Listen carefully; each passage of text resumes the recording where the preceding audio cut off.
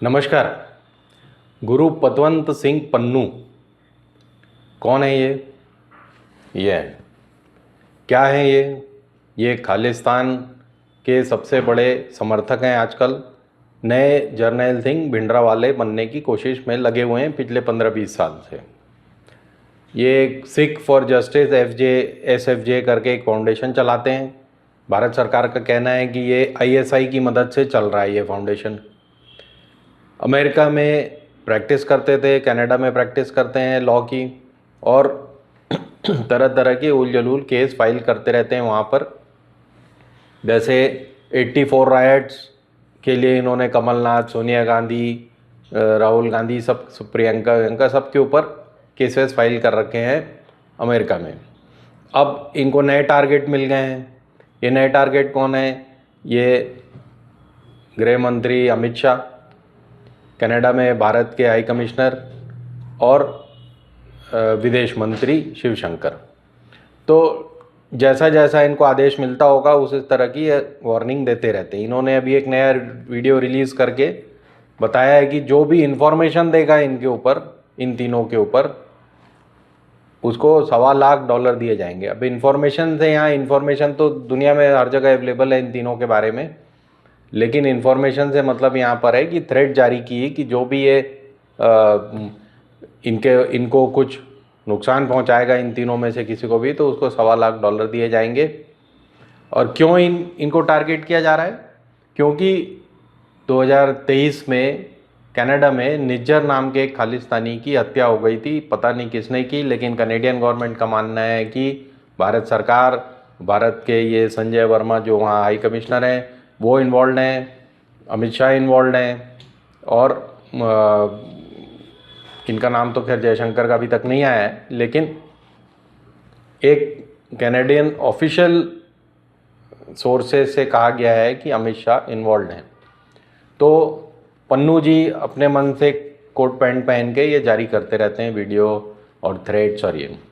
लेकिन latest threat जो कि कल परसों में ही उन्हें साबित करना है, वो उन्होंने कहा है कि हम कनाडा में जितने मंदिर हैं, पहले तो काली मंदिर, फिर दूसरा त्रिवेणी मंदिर, इस पर हम हमला करेंगे। इससे पहले उन्होंने ब्रैम्पटन नाम की जगह पर, जहाँ पर कि इंडियन कॉन्सुलेट ने अपने कैंप लगाए हुए थे, वहाँ पर हमला कर दिया था। या इनके लोगों ने किया था या खालिस्तानी समर्थकों ने किया था, जैसा भी हम समझें। तो अब ये तय है कि सिख जो उग्रवादी हैं वहाँ पर, खालिस्तान समर्थक हैं, वो हिंदुओं को टारगेट कर रहे हैं ताकि हेट्रेड का, घृणा का एक माहौल पैदा किया जाए, हिंदू और सिख लड़ें आपस में, और इससे खालिस्तान के उनके टारगेट को मजबूती मिलेगी।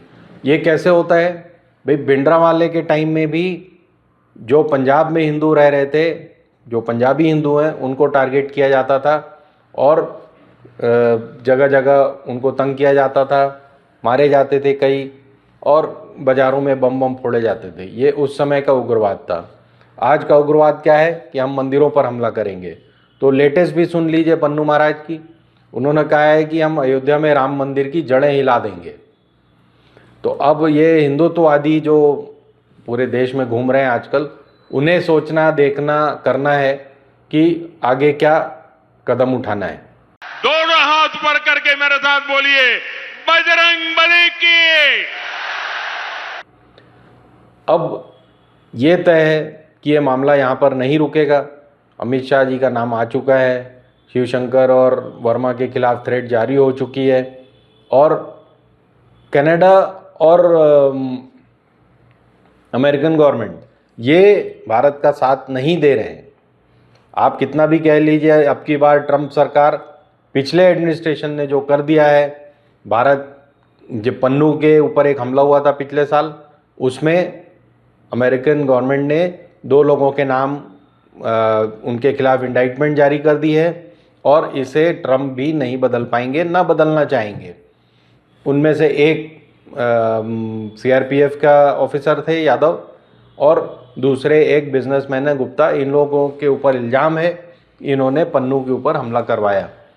तो अब ये सच है नहीं है, ये तो बात की बात है, गुप्ता गिरफ्तार हो चुके हैं। यादव के को यहाँ से भारत से वहाँ भेजने के लिए कुछ कार्रवाई कर रहे हैं। इंडियन गवर्नमेंट का कहना है कि वो हमारे ऑफिसर नहीं हैं, तब रहे होंगे जब वो अमेरिका में पोस्टेड थे, आजकल नहीं है। तो ये कहानी है, शॉर्ट में आप समझिए। कनाडा और यूएस अपने तरीके से खालिस्तान को सपोर्ट कर रहे हैं। भारत में अब मंदिरों पर हमले अगर होंगे तो ये हमें पता है कि खालिस्तानी भी इसमें इन्वॉल्व हो सकते हैं। माननीय श्री एनएसए हमारे जो अजीत डोवाल, वो इस बार मोदी जी के साथ अमेरिका नहीं जा सके क्योंकि उनका भी नाम अमेरिका ने लुकआउट में डाल रखा है, तो उन्हें भी गिरफ्तारी का डर था वहाँ पे। तो ये संबंध है, आपको चैनलों पर और यहाँ वहाँ कुछ भी लोग दिखाते रहें, सुनाते रहें कि भारत बड़े प्रगाढ़ संबंध हो गए। अमेरिका सिर्फ अपने हित को देखता है, अपने हित को साधता है। वो कल के दिन ताइवान को भी चीन को देने को तैयार हो जाएगा अगर उसमें उसे अपना कोई हित दिखे। तो अब हम अपने विषय पर आते हैं, पन्नू। तो पन्नू के पास इतनी अभी सैन्य शक्ति कहें या टेररिस्ट शक्ति कहें, उतनी अभी नहीं है कि वो अपने थ्रेट्स को कैरी आउट कर सके। ये लाठी डंडे से हमला करना है मंदिरों पर, इसको वहाँ के लोग संभाल लेंगे। यहाँ पर हमें देखना है कि ये आग और ना फैले। धन्यवाद। हिंदुस्तान जिंदाबाद।